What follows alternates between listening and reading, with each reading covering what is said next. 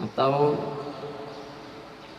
masuk ke areal pencernaan tadi, ini insya Allah dimaafkan, termasuk hal yang sedikit yang tersisa, seperti halnya kita kumur-kumur, masih ada sisa air sedikit, bersih serpihan kayu siwaknya tertinggal, atau masih ada rasa di mulut ini sesuatu yang dimaafkan, yang sedikit gitu, tersisa dari seperti itu. Nah ini sudah diputuskan dalam bisa dibilang konferensi Mujama' Fikih Al-Islami untuk bidang kedokteran, gitu. Fikih kedokteran pada konferensi yang ke-9.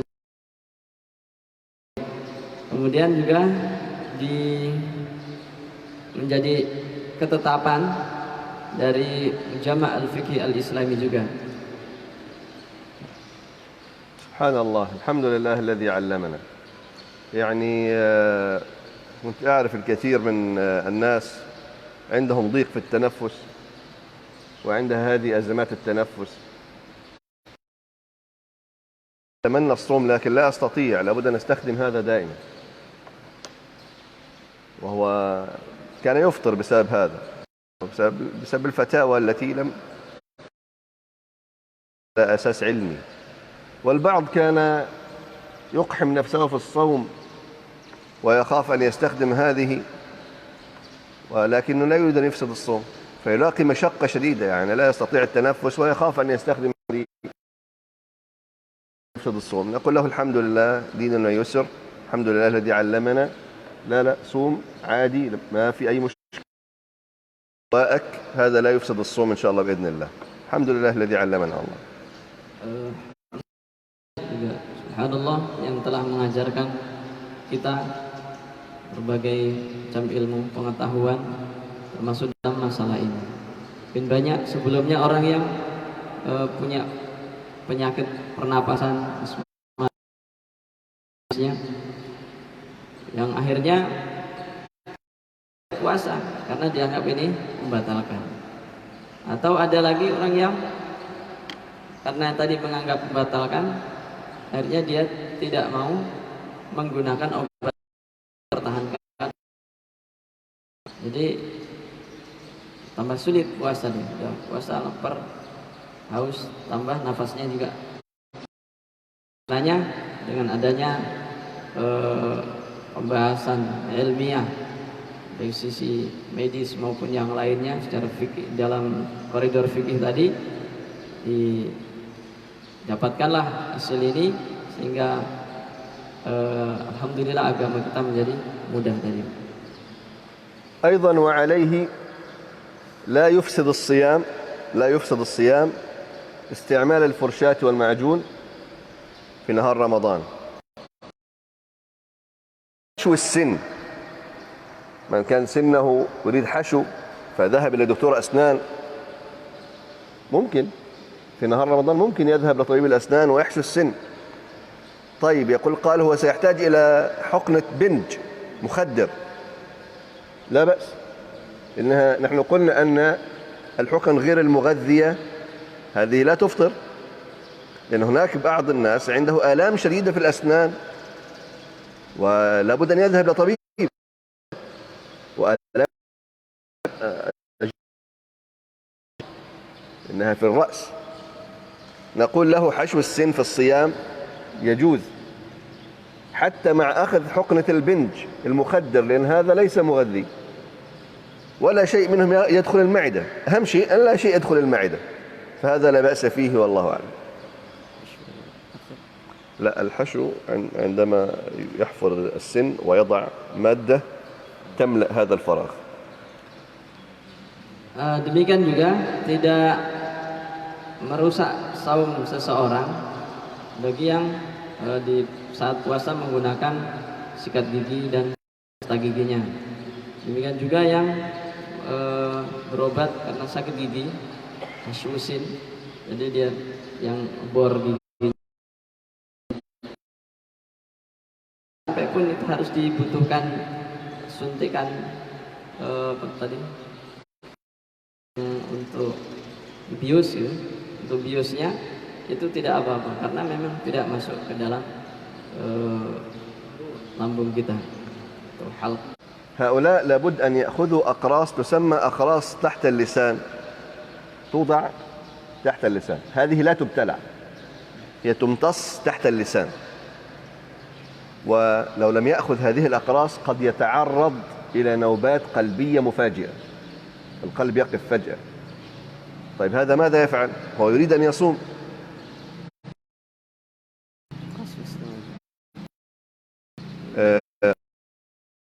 يا أحباب يأخذ أقراص، هذه الأقراص لا تبتلع، هي توضع تحت اللسان ويتم امتصاصها من خلال المسام، أي الذي يمتصها جلد الفم هو الذي لا يبلعها. لا أعرف تستخدم هذه عندكم هنا أم لا في هذه البلاد، لكن هي خاصة، أقراص خاصة، هي أقراص صغيرة جدا توضع تحت اللسان، ذوب، هي الأغشية التي تحت اللسان تصهى الأغشية الجوف. لكن هي حبوب خاصة لا تبتلع، يعني تمتصها الأغشية، فهذه حبوب خاصة يعرفها أصحاب أزمات القلب. لا أعرف إن كان نعرف القرص الأول ثم نبين الحكم حتى لا يظن أنه القرص الذي يبتلع. Demikian juga bagi orang yang punya sakit jantung, agar jantungnya bisa ataupun berjalan dengan baik, terkadang harus diberi وتمتص من خلال مسام الفم، فهذه لا تفسد الصيام، تجوز إن شاء الله. فلا يفسد الصيام الأقراص العلاجية التي توضع تحت اللسان، التي تحت اللسان طالما لا يدخل منها شيء إلى الجوف، وسنذكر الاستدلال. Jadi sekali lagi untuk obat yang seperti ini tadi yang diletakkan di bawah lisan dan diserap oleh organ yang di bawah lisan tadi untuk mengobati jantung, sekali lagi tidak merusak saumnya kalau itu selama tidak sampai ditelan atau tidak masuk melalui tenggorokan kita, kerongkongan. دليلنا الأول أن دخول أي شيء للفم لا يفطر، المهم أن لا يدخل الجوف. المضمضة تدخل الفم لكن لا تفطر لأنها لا تدخل الجوف، هذا رقم واحد. وهذه الأقراص لا تدخل إلى الجوف، هي في الفم. Jadi sesuatu yang dimasukkan ke dalam mulut tidak sampai masuk ke kerongkongan atau tenggorokan kita, masuk ke dalam tubuh, ini tidak membatalkan atau merusak saum. Seperti halnya kita kumur-kumur. Jadi betul kumur-kumur masuk ke mulut tetapi tidak masuk ke dalam. Juga diletakkan di mulut di bawah lidah. ثانيا نقل الإمام القرافي المالكي الإجماع على عدم الفطر بما نفذ من خلال المسام الذي يمتصه الجلد، هذا لا يفطر. ما يتم امتصاصه من قبل الجلد هذا لا يفطر. ولا فرق بين أن تكون المسام خارج الفم أو داخل الفم، وهذه الأقراص تمتص من خلال مسام الفم. القرافي dinukilkan oleh Imam Al-Qurafi bahwasanya disepakati makanan atau minuman obat tadi bukan makanan, obat yang diserap melalui pori-pori yang di luar tubuh kita, di kulit atau tadi yang berada di dalam rongga mulut, ini tidak merusak saum itu sendiri. ثالثا أن هذه الأقراص ليست أكلا ولا شربا مغذيا، وأفتى بما ذكرناه مجلة مجمع قال بهذا أيضا التابع لمنظمة العالم الإسلامي. ثم نحن عندنا قاعدة اليقين لا يزول بالشك. إذن اليقين أنه صائم، فلا أستطيع أن أقول بفساد صومه لمجرد شك هل هذا أفطر أم لم يفطر، ولم يدخل شيء منها للمعدة وليست مغذية. إذن ما الذي أفسد الصيام؟ لم يفسد الصيام شيء. Jadi dalilnya tadi pertama, ini masuknya ke dalam tubuh itu tidak melalui jauh, tapi melalui pori-pori, baik di luar rongga mulut atau di dalam rongga mulut. Yang kedua, bahwasanya itu adalah obat, bukan makanan atau minuman. Kemudian yang ketiga, kita punya kaidah tadi, bahwasanya yakin itu tidak bisa dihilangkan dengan keraguan-raguan. Yang jelas puasa kita itu yakin kita puasa, sementara hal tadi yang dianggap membatalkan tadi itu masih meragukan. طيب المسألة الأخرى نقول وعليه لا يفسد الصيام إدخال قسطرة أو منظار في أي جزء من أجزاء الجسم ولو من الفم، حتى لو دخل المنظار أو القسطرة، قسطرة مثل خرطوم رفيع يدخل فهذا لا يفسد الصيام، لأنه لا يقوم مقام الطعام والشراب، ليس مغذي، ثم هو يدخل ويخرج، لا يستقر في الداخل، لا يبقى في الداخل، فهذا لا بأس فيه والله أعلم. Nah, kemudian tidak merusak saum juga memasukkan benda-benda seperti qastarah besar itu, seperti belalai yang untuk keperluan pengobatan ataupun yang lainnya, atau seperti wadah yang bisa dimasukkan seperti itu. Kemudian juga atau minzar kaca besar ataupun alat untuk merekam bagian dalam melalui bagian apapun di tubuh kita ini, walaupun melalui mulut tadi, ini tidak membatalkan atau merusak saum, karena ini suatu yang dimasukkan tidak sampai ke dalam dan ini akan keluar lagi, tidak. أيضا لا يفسد الصيام دهانات البشرة أو الشعر أو المكياج يعني ميك اب للنساء، أو أحمر الشفاه أو مرطب الشفاه والعطور، هذه لا تفسد الصيام. إن أرى بعض الإخوة يتجنب العطور في الصيام. لماذا؟ إن الله جميل يحب الجمال، والنبي صلى الله عليه وسلم كان يحب العطر. أحببت من دنياكم ثلاثة: الطيب والنساء وجعلت قرة عيني في الصلاة. ما المانع؟ فهذا لا يفطر ولا يفطر، فكل هذا لا يقوم مقام الطعام والشراب ولا يوجد دليل على أنه يفسد الصيام.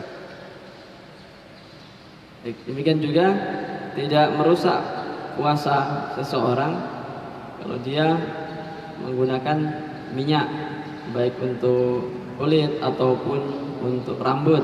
Demikian juga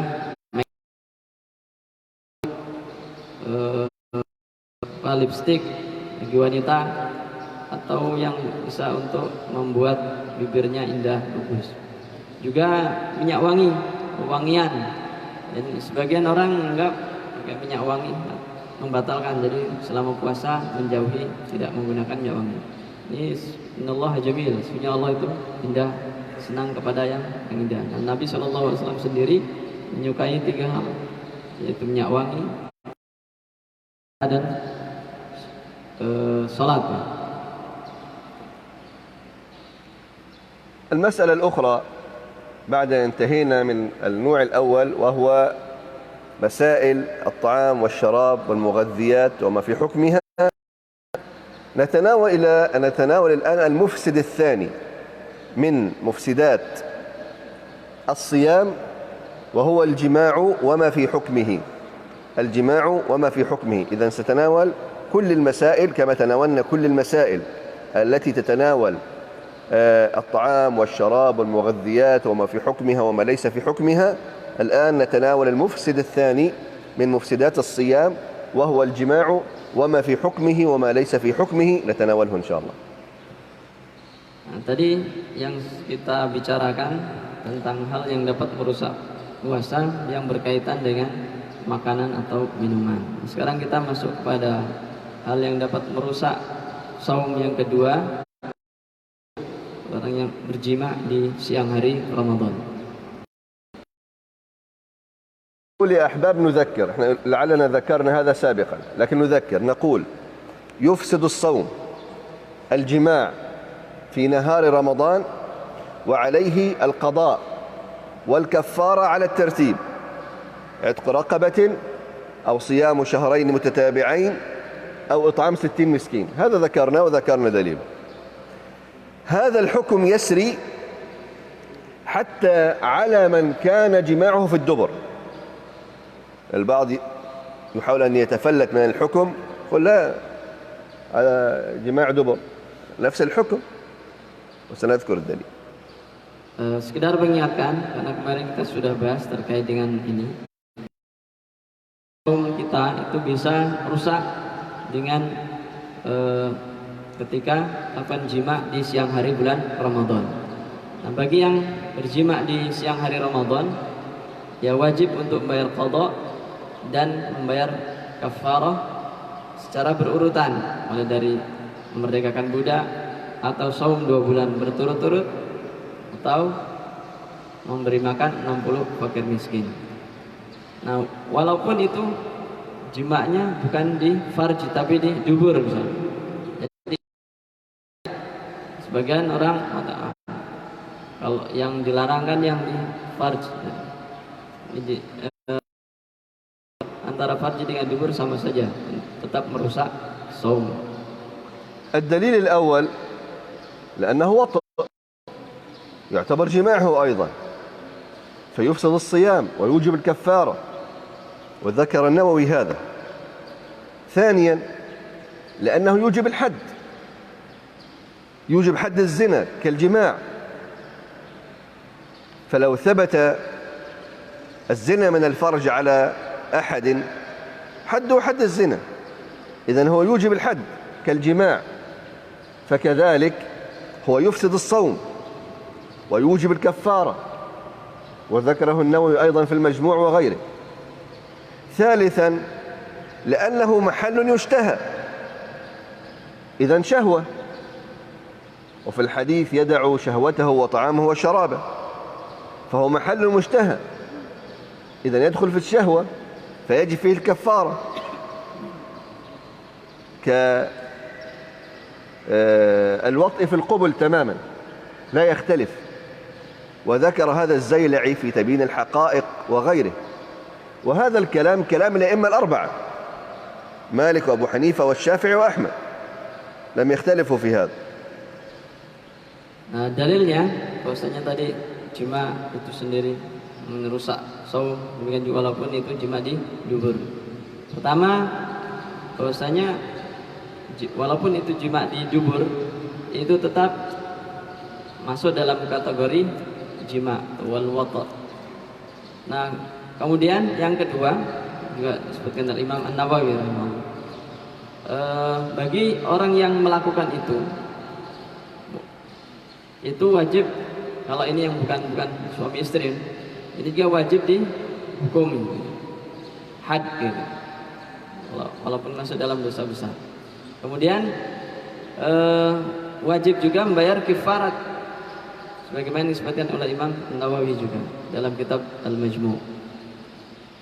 Yang ketiga, bahwasanya walaupun itu jima di dubur itu juga tetap mengandung syahwat, tempat mengandung syahwat. Oleh karenanya itu sama seperti jima di kubul juga. Ini juga merupakan pendapat Imam Az-Zailai dan juga pendapat kesepakatan dari imam yang empat, Imam Ahmad, Abu Hanifah, Imam Syafi'i dan Al-Malik bin Anas. طيب البعض سألني سؤال فوجدت أنه مهم فأضفناه للكتاب. لو أن أحدكم كان يقضي صيام، أحد الأخوات عندها صيام رمضان فكانت تقضي صيام رمضان فجامع في القضاء ليس في رمضان، جامع في القضاء في قضاء رمضان، كفارة أخرى.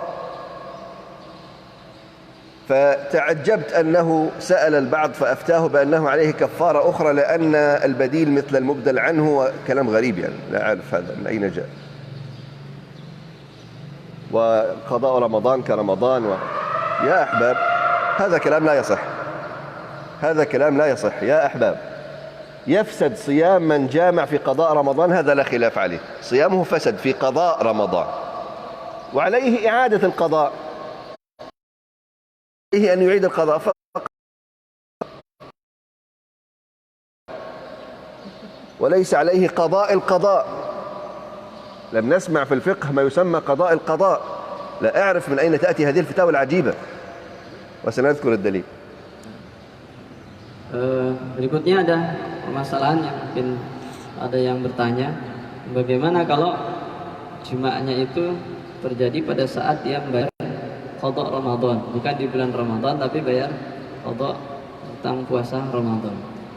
Nah, sebagian ulama ada yang memfatwakan bahwasanya ya namanya pengganti itu kedudukannya sama dengan yang digantikan. Meskipun itu qada, tapi statusnya sama dengan saum Ramadan, gitu. Maka dia harus lagi dan bayar kafarah. Nah, ini dirasa asing fatwa seperti ini. Ya karena tentu ini berbeda. Nah, nanti tidak ada istilah sebenarnya qada gitu. Qadaul qada. Secara istilah fikih tidak ada. Jadi mengqada utang qada gitu. Bayar utang lagi. Udah punya hutang. Nah, ini yang jelas begini. Ini orang yang melakukan jima di bulan di siang hari di luar bulan Ramadan, tapi pada saat sedang melaksanakan qada puasa Ramadan, maka hukum puasanya itu rusak, tidak sah. Dia harus mengulang qadanya tadi, hari itu batal, harus ganti lagi pada hari yang lain. Kemudian dia tidak perlu bayar kifarat juga. Ini karena ini qada di luar bulan Ramadan. Nah, kemudian tidak ada lagi juga qada tadi, jadi pengganti Ramadan yang tadi yang batal tadi. الدليل يا أحباب لأن هنا انعدمت حرمة الشهر، لأنه نحن نتكلم عن شهر رمضان، هذا لم يحدث الجماع في شهر رمضان، هذا شهر عادي، هو رمضان له حرمة خاصة بدليل خاص، إذن الحرمة بخلاف الحرمة، هذا أولا. ثانيا لأن النص يوجب الكفارة على من جامع في نهار رمضان. الحديث الذي تكلم عن الكفارة لم يحدث أبدا إلا في رمضان، فعلى أي أساس نقول به في غير رمضان؟ فلا يتعداه الحكم، لا يجوز أن يكون رمضان ثم هذا ورد في دليل خاص، فكيف تعمم الخاص؟ حتى هذا مخالف لقواعد أصول الفقه. أيضا هذا ليس قولي فقط، هذا قول الأئمة الأربعة، بل نقل الإمام ابن عبد البر الإجماع، يعني الذي أفتى بخلاف هذا يخالف إجماع. راجع الإجماعات أولا قبل أن تفتي بهذه المسائل. نقل الإجماع على ذلك ابن عبد البر وغيره. نعم هناك قول شاذ لقتادة، يعني تترك الجماع وتأخذ الأقوال الشاذة، لا يصح. Nah, dalilnya biasanya orang yang qadha berjima pada saat melaksanakan saum qadha tadi itu merusak saum, tapi tidak harus membayar kafarah. Pertama, bahwasanya bulan Ramadan berbeda dengan bulan yang lain. Kalau bulan Ramadan jelas ini itu jelas. Maka saum di bulan Ramadan tidak akan sama dengan saum di bulan yang lain. Tadi keagungan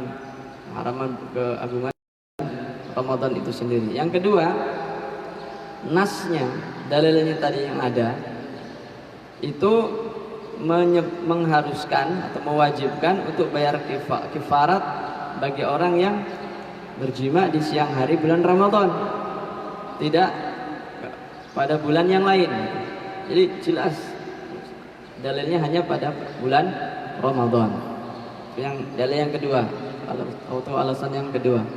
Kemudian baru yang ketiga, qaul al-a'immah al-arba'ah. Nah, ini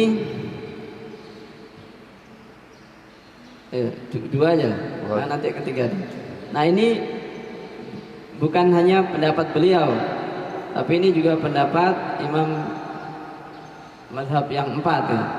Bahkan Imam Ibnu Abdul Bar sendiri beliau bahasanya masalah ini itu adalah sudah diijma'kan, yaitu bahwasanya orang yang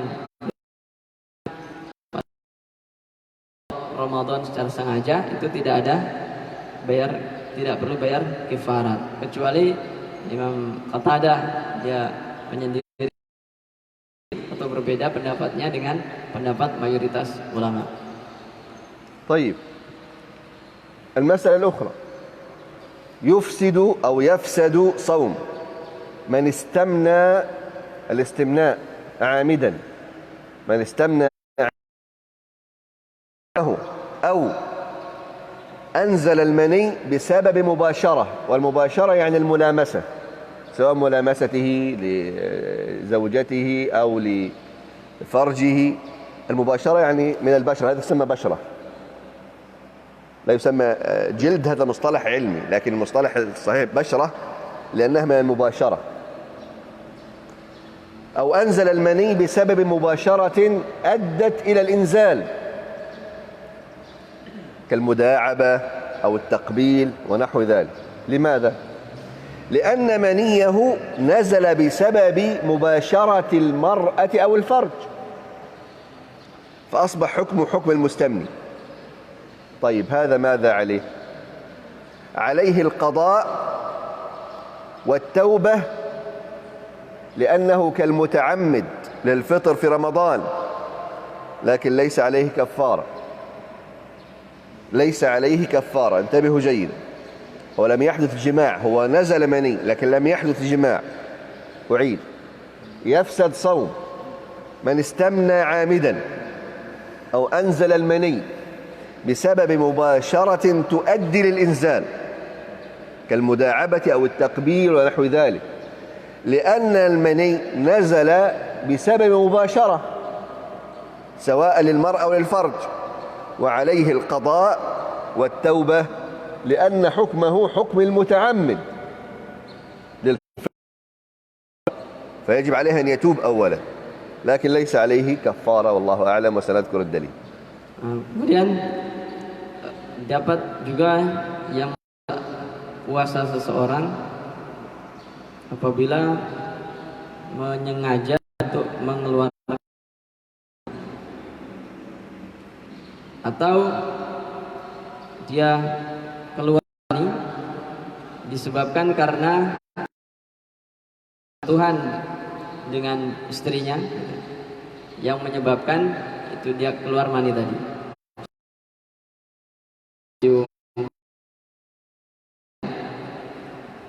Bukan karena jima, hanya karena itu kemudian keluar mani, maka ini merusak saumnya.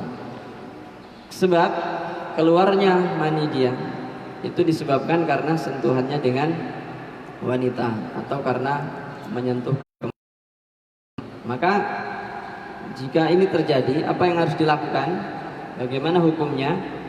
Wajib bagi orang yang keluar mani tadi harus bayar qadha,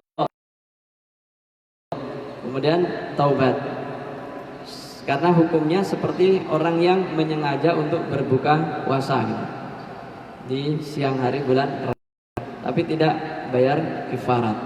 Sekali lagi, jadi orang yang menyengaja atau sengaja mengeluarkan mani siang hari Ramadan atau keluar mani karena bersentuhan dengan istri, berpelukan atau mencium dan sejenisnya, maka saumnya rusak, batal.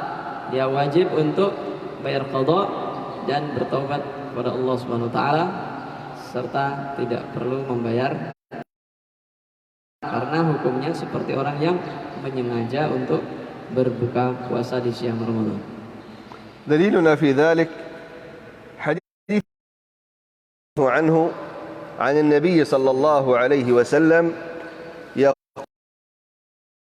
يقول: الصوم لي وأنا أجزي به، يدع شهوته وأكله من أجلي. الحديث البخاري. والاستمناء من الشهوة، الاستمناء من الشهوة التي لا يكون الصوم إلا باجتنابها. ثم في الحديث القدسي الله سبحانه وتعالى قرن بينها، أي بين الشهوة وبين الأكل والشرب. فالأصل الأكل والشرب، لكن لم نقل بالكفارة لأن الكفارة حالة خاصة. حديث الكفارة لأصبح الجماع مثل الأكل والشرب، عليه قضاء فقط.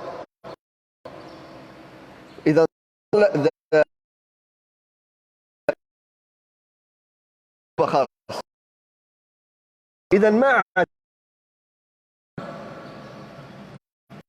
الجماع بقي على الأصل الطعام والشراب والشهوة أنها تفسد الصيام وعليه القضاء فقط. Dalilnya adalah hadis Abu Hurairah radhiyallahu anhu. وهذا قول الأئمة الأربعة أيضا. Dari Nabi sallallahu alaihi wasallam, beliau bersabda, Allah Azza wa Jalla berfirman di hadis qudsi, saum itu adalah untukku, membalas, karena dia telah meninggalkan syahwat makan dan minumnya karena aku. Hadis riwayat Bukhari dan Muslim. Nah, istimna ini tadi syahwat, dimana kalau syahwatnya tidak ditinggalkan di siang hari bulan Ramadan, maka tergolong tidak atau belum dikatakan berpuasa gitu. Karena Allah SWT di sini menyamakan syahwat tadi dengan makan dan minum, menjadi hal yang membatalkan saum. Nah, kalau saja tidak ada dalil khusus bahwasanya yang jima di siang hari Ramadan, maka hukumnya sama dengan orang yang makan minum, hanya sekedar bayar qadha saja. Nah, karena ini istimna, ini bukan jima, maka dikembalikan hukumnya sama dengan orang yang makan dan minum. هذا قول الأئمة الأربعة. Nah, ini merupakan pendapat imam mazhab yang 4 itu. طيب، بخلاف المسألة على عكسها، إذن وعليه لا يفسد صوم من أنزل بسبب النظر فقط. هي رجل شهوته يعني سريعة، إنزاله سريع، بمجرد أن ينظر ينزل المني، هذا فسد صيامه؟ الراجح لا، لم يفسد صيامه لأنه لم يباشر، ليس فيها مباشرة. سنذكر الدليل. إذن لا يفسد صوم من أنزل المني بسبب النظر دون مباشرة، دون لمس، وإن كان النظر عامدا، وإن كان النظر عامدا، حكمه حكم المحتلم، فالذي يحتلم وهو نائم فلا يفسد الإجماع على المحتلم. ونحن قسنا الذي ينزل منيه بدون مباشرة على المحتلم، وسنذكر دليل كلا منهما إن شاء الله. Masalah berikutnya, tidak merusak puasa orang yang keluar mani melihat pandangan, jadi menempel seperti tadi kan, berpelukan atau mencium. Nah, kalau hanya sekedar melihat, misalkan ada orang yang tadi syahwatnya tinggi atau mudah keluar mani tadi, ini hanya melihat, walaupun itu melihat dengan sengaja, lihat wanita keluar mani, maka ini membatalkan saumnya. Jadi apa? Tetap sah, tidak rusak. Kenapa? Karena ini dikiaskan, disamakan hukumnya dengan hukum orang yang mimpi basah di siang hari Ramadan. Mimpi basah di siang hari Ramadan, dia tidak batal saumnya. Dan mana dalilnya nanti? أما طبعا الذي ذكرناه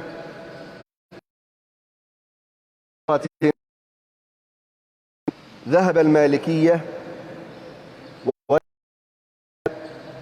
وبعض السلف الصالح ومن المعاصرين الإمام ابن عثيمين حتى اللجنة الدائمة للإفتاء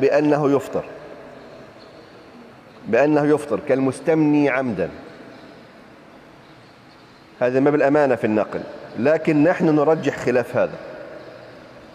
فالراجح خلاف ما ذكروه، أنه طالما أنزل بغير مباشرة فهذا لا يأخذ حكم الاستمناء والاحتلام. أولا لأنه إنزال من غير مباشرة، فالنظر ليس مباشرة، ليس فيه بشرة ولمس، فالنظر ليس مباشرة للمرأة ولا للفرد، إذن فالأولى قياسه على الاحتلام. وقال بهذا الرافعي أيضا، رجح هذا. ثانيا لأنه لم يوجد في مجرد النظرة صورة الجماع ولا معنى الجماع، لم يحدث اجتماع بامرأة، لم يحدث تلامس، لم يحدث حتى الشكل والهيئة غير موجودة. إذن فعلى أي قياس يقاس هذا الأمر؟ وذهب إلى هذا العيني أيضا الإمام العيني في كتابه البناية.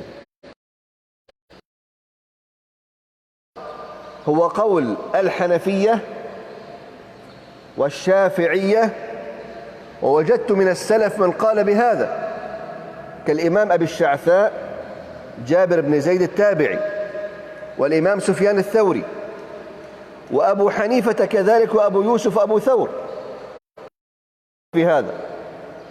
والله أعلم. تفضل. Dalilnya adalah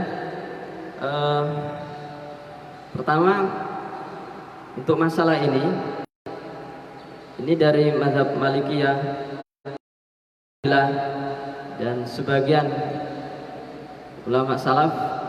Kalau yang dari kontemporer itu Syekh Utsaimin dan juga Lajnah Daimah, mereka mengambil fatwa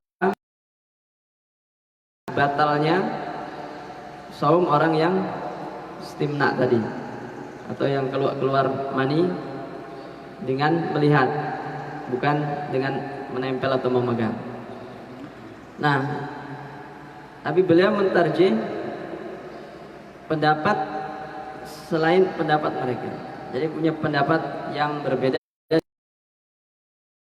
bila dengan salaf dan termasuk Syekh Utsaimin ataupun Lajnah Daimah. Beliau tetap mengatakan tidak merusak saumnya orang yang keluar mani hanya karena melihat, dengan beberapa alasan. Pertama, bahwasanya keluarnya mani tadi itu bukan karena sentuhan. Jadi pandangan itu, penglihatan itu tidak langsung menyentuh maupun kepada farjinya atau kemaluannya. Ini maka disamakan orang yang melihat kemudian keluar orang yang bermimpi tadi. Yang kedua, kalau tadi ini juga dirojikan juga oleh Imam Ar-Rafi'i.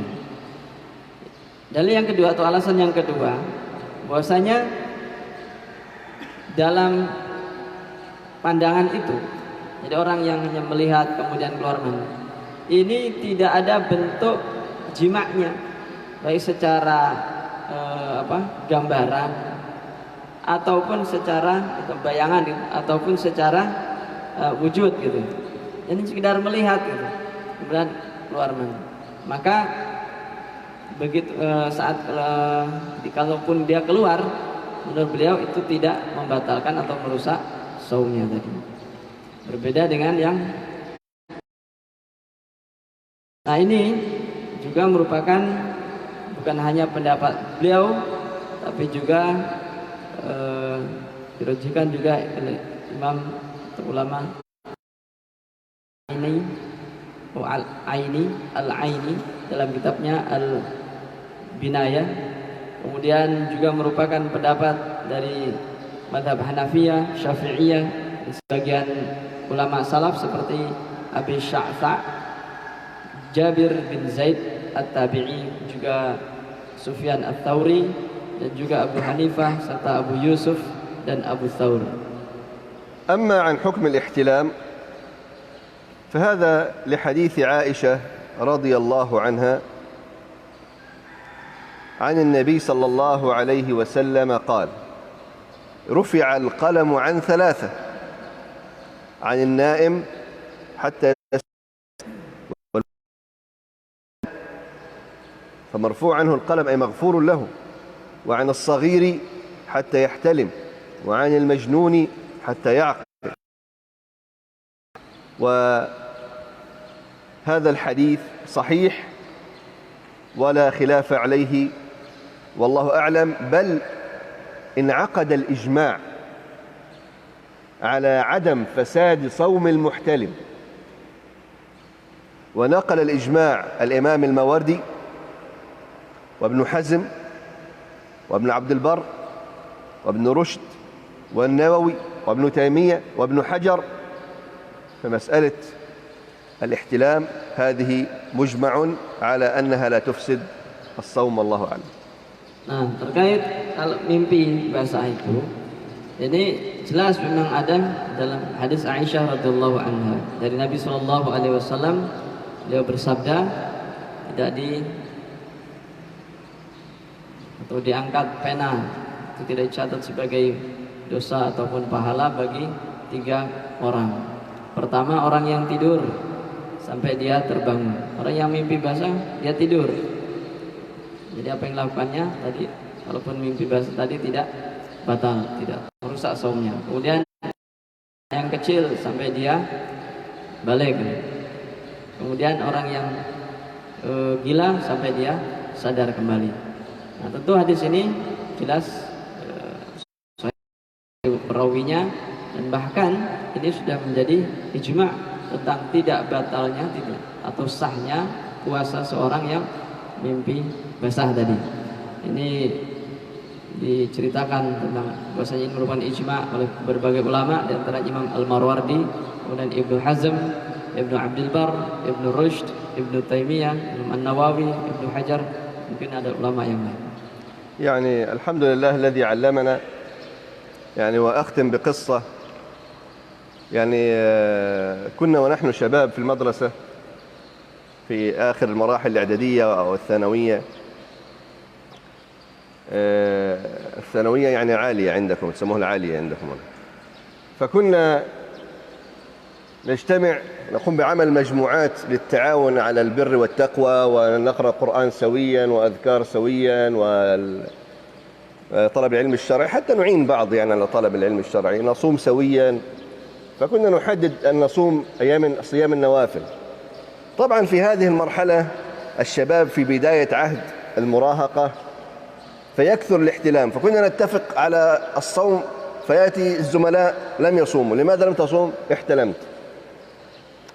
فالاحتلام كثير في هذه المرحلة لأنه بداية البلوغ.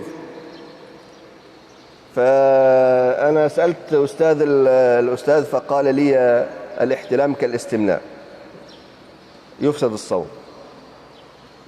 فكثيرا ما فوتوا فرص للصيام، فالحمد لله الذي علمنا يعني هذا الأستاذ لعله يعني هو خالف إجماع أصلا. ليت من لا يعلم قال لا أعلم. فهذا مثال بسيط يعني على هذه الأمور. ونحن ننصح إخواننا أن يقوموا بعمل، أن يتعاونوا على البر والتقوى، وانتقي أصدقاء صالحين يعينوك على ذكر الله وعلى العبادة. كذلك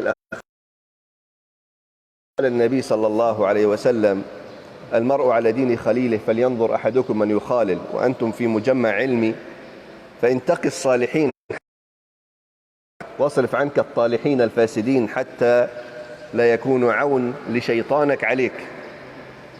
Terakhir ditutup dengan sebuah kisah dulu waktu beliau masih usia SMP.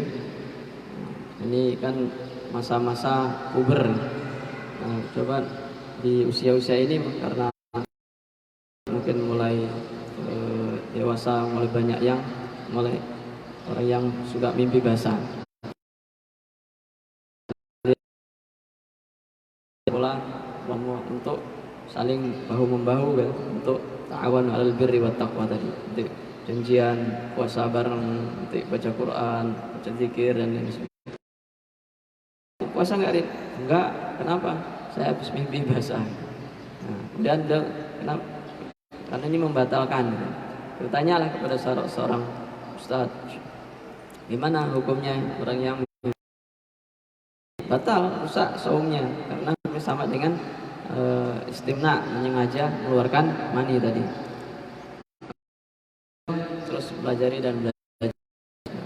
Boleh jadi tadi ustaz belum tahu kalau ini pendapatnya tadi menyelisih ijma.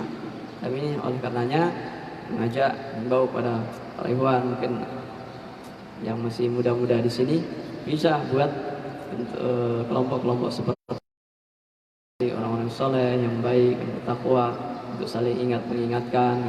Karena Rasulullah SAW sendiri bersabda, jadi seseorang itu tergantung dengan temannya gitu. Maka hendaknya coba lihat, perhatikan, kalau ingin tahu seseorang, cari tahu siapa temannya tadi, lihat siapa temannya.